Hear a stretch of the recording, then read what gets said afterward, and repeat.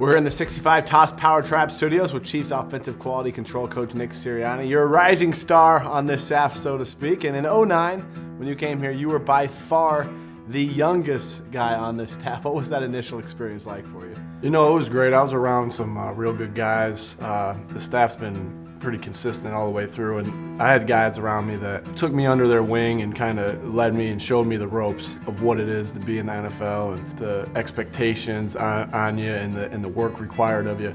And I had some real good guys that really take me under their wing and show me the way. What are some of the things you've taken in these first 2+ years on the job? Everything in football is learned from somebody else. I've been so fortunate, so blessed to be around guys like Coach Haley, Coach Zorn. I mean, these are the best guys in the business, you know. And if you ask anybody on any staff, who's the best receiver coach in the NFL or in the world? It's the world, because we're in the best league there is. If you asked anybody around the NFL, who's the best quarterback coach in the world, they're going to say Jim Zorn. It's really brought me along as a coach. Your day-to-day duties, aside from what you're doing on the actual field, you're a guy who is constantly breaking down opponent film. You're working on the playbooks each Monday night. Take us to a Monday night in season where you guys just finished up a game. Maybe it's late on Sunday. You come early in the morning, and now Coach Siriani, get us the film breakdown of this opponent. Get this playbook ready. What's that like for you on Mondays?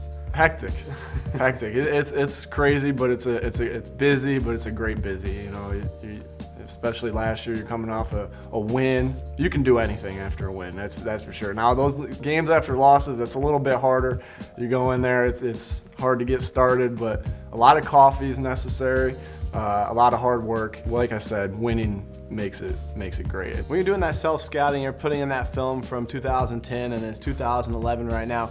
How are you breaking those things down when you see it for the second, third, probably for you, 15th, 16th time? Well, Coach Muir, our offensive coordinator, is great about organization and having us do, you know, projects and from our season breakdown. And he's organized everything and has a great plan. He's been in the NFL for 30+ years, and he's got a great plan on how to organize and review that film. But it's such a vital part of our upcoming season to break down that film to review, because you don't want to make the same mistakes you made last year, and you want to repeat the good things that you did last year too. I couldn't let you out of here without a question about Matt Cassel. Obviously, you've been instrumental in working with him day to day on the field, off the field, as a number of other coaches on this staff have been. I'm going to ask you something about him in that huddle. Since you're with those guys on the field, what have you seen from Matt over 2 years of his leadership growing inside that Chiefs huddle?